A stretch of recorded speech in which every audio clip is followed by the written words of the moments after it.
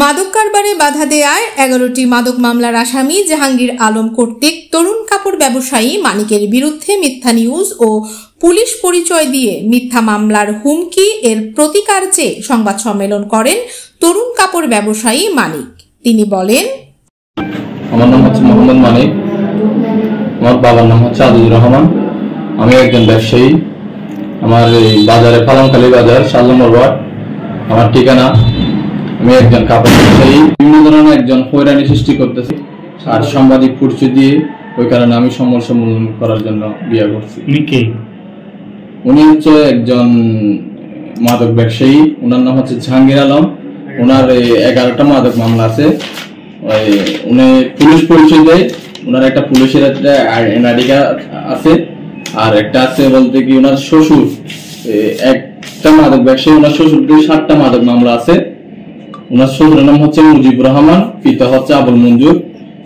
এবং আমাকে বিভিন্ন জায়গা থেকে ফোন করানো হচ্ছে, মানে আমাকে সাংবাদিক দিয়ে ফোন করা হচ্ছে। আমার ভুল সাংবাদিককে কিছু আমার ভুল কিছু তথ্য দিছে জাহাঙ্গীর আলম। আমাকে বিভিন্ন জায়গা থেকে হয়রানি সৃষ্টি করতেছে। এটা হচ্ছে ঢাকা, তার শ্বশুর বাড়ি হচ্ছে পালংখালী। ওনার শ্বশুর হচ্ছে একদম মাদক ব্যবসায়ী। ডাক নাম হচ্ছে খানামুন্না বলে ওনার শ্বশুরের নাম। ওনার শ্বশুর দীর্ঘদিন টাকাটা ছিল এবং ওনার শ্বশুর একজন মাদক ব্যবসায়ী। ওনার শ্বশুর থেকে 7টা মাদক মামলা আছে।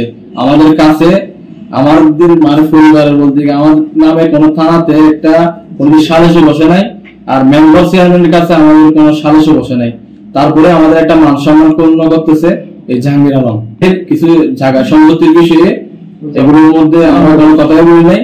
ওই জায়গার বিষয়ে শুধু আমরা মানে যেটা আনোয়ার বলে চাচা আমার, ওনার সাথে কথা বলে যে ওই কারণে আমাদের এবার এরকম হয়রানি সৃষ্টি করতেছে।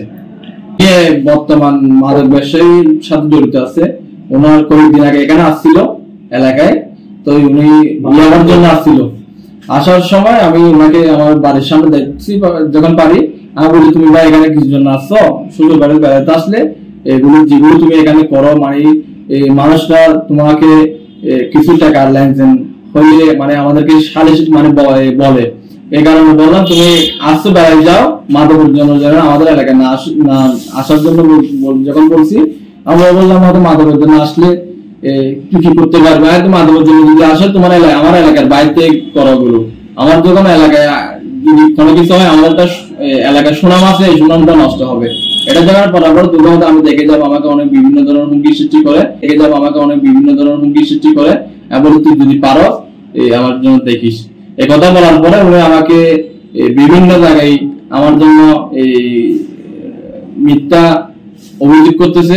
কিছু সাংবাদিক ভাইদেরকে মানে আমার জন্য মিথ্যা কিছু নিউজ করাইছে।